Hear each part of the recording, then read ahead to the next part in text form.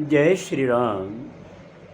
रामायण सिंधी शायरी में व्याख्या हिंदी में पृष्ठ 117 किष्किंधा कांड।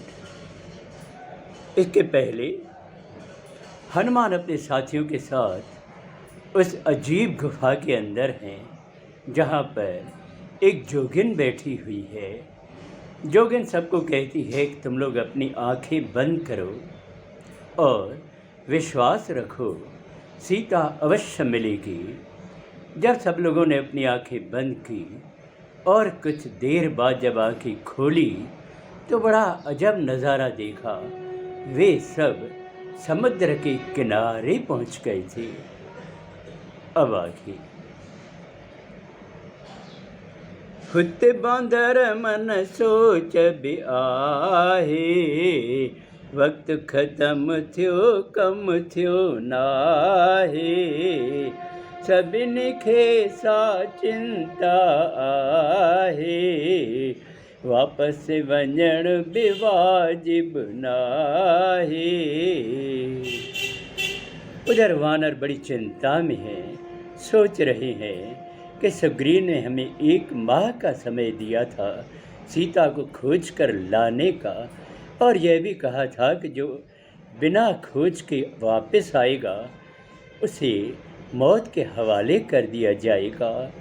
यह चिंता उनको खाए जा रही है और वापस जाना भी उनको वाजिब नहीं लग रहा है। अंगद नेणन में जल आहे, सोच इहाई आई काहे। खबर न सीता जी को दींदो, सुग्रीव राजा हुत मारींदो। अंगद के भी आंखों में आंसू हैं और उनको भी यही सोच सता रही है कि अगर सीता की खबर किसी ने नहीं दी तो वापस जाएंगे तो सुग्रीव राजा हमें मार देंगे।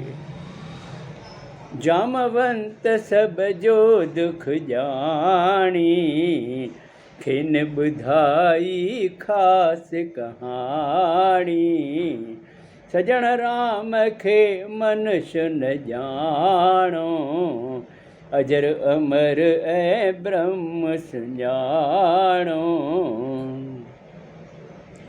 जब जामवंत ने सबको दुखी देखा तो उनको एक बात बताई कि हे मित्रों, तुम श्री राम को मनुष्य मत समझो, वो तो अजर अमर है और खुद ही ब्रह्म है।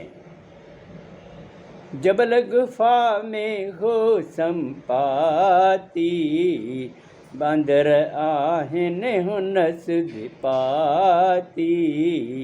गदगद थी गिझ बाहिर आयो, अज त विधाता खाज मिलायो। जब सब लोग ये बातें कर रहे थे तब गुफा के अंदर एक गिद्ध पक्षी संपाती था। उनको भनक लग गई कि वानर आए हैं। बड़ा खुश हुआ कि आज तो विधाता ने मेरे लिए भोजन भेजा है। अज सभिनी खे भोजन ठाया, घड़न दिहाड़न बुख ते आया। सभिनी सोचो मौत अची वियो, पर अंगद जो अकुल जगी वियो। संपाति ने कहा कि आज तो मैं सबको खाऊंगा और भर पेट भोजन करूंगा, बहुत दिनों से मैं भूखा हूँ। सब लोगों ने सोचा कि अब तो मौत करीब है। वानर, अंगद, हनुमान सब इसी सोच में थे। तब अंगद ने अपनी अकल से काम लिया। गाले बुधाई अंगद आहे, धन्य जटायु जिय को नाहे। रघुवर जे कमल तन त्याग्यो, वैकुंठ में व्यो सोवन भाग्यो।